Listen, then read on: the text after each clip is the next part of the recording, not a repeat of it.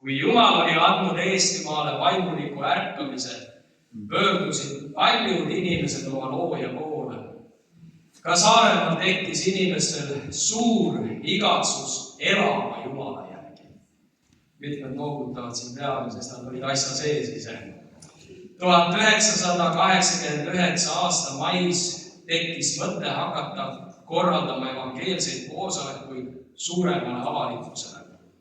See mõte tehti teoks ja hakati pidama nii nimetatud esmaspäeva õhtuid.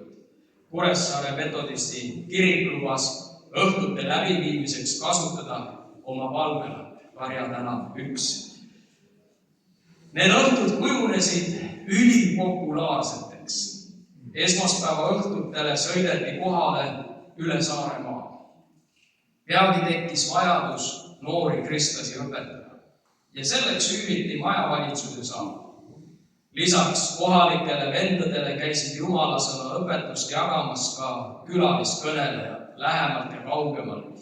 Eeli Tüür, Sagari Järgi ja paljud teised olid sellel ajal väga sagedased külalised meil.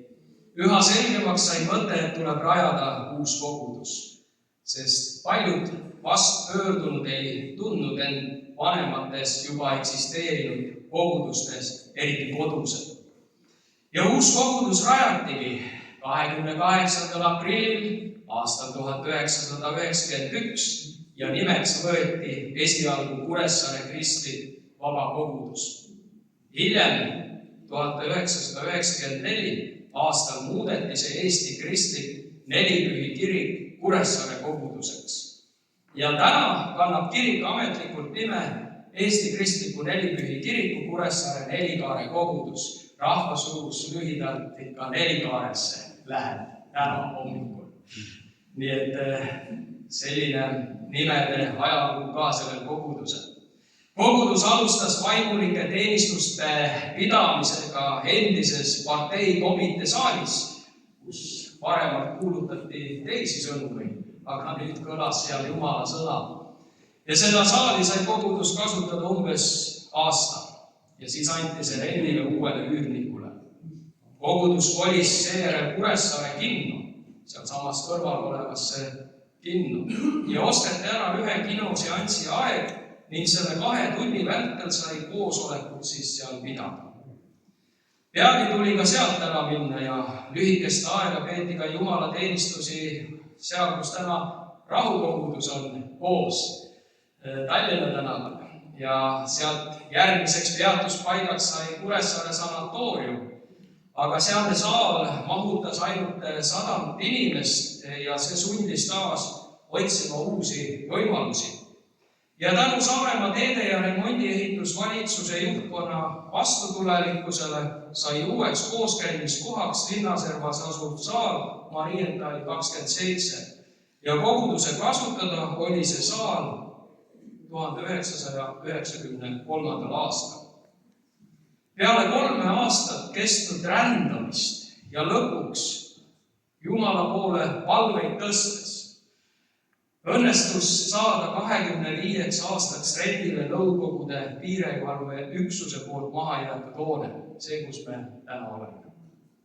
Hoone kordategemine ja soojustamine nõudis palju vaeva ja energiat ja siin olid paljud meile abiks, suur tänu ka Orissaare kogudusele. Ja teie olete siin andmas oma panust. Ja koguduse nii-öelda esimene koosolek selles uues majas, siin meie jaoks uues majas, peeti aastal 1994 emadepäeval. Koguduse 5. sünnipäeval leidis aset aga imeline sündmus. Nimelt otsustas Kuressaare linna volikogu maja kogudusele kinkida. Ja see oli palve vastus jõile.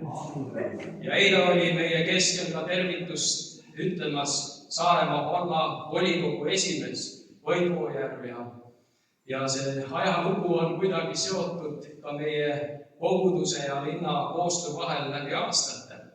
Ja Nelikaare kogudus on tegutsenud tänaseks kokku 35 aastat ja sellest 32 aastat just nimelt siinses hoones Kaare tänav 6.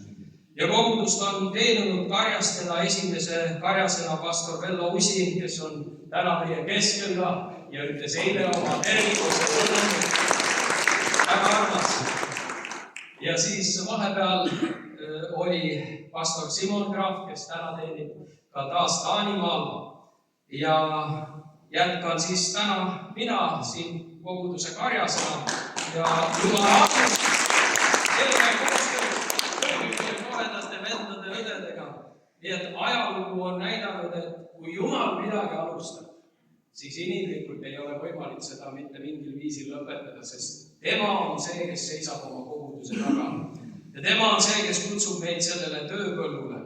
Ja eile Vello sõnumis ka oli väga olulisi ja häid mõtteid, mis tuletasid jälle meelde ja liigutasid südant.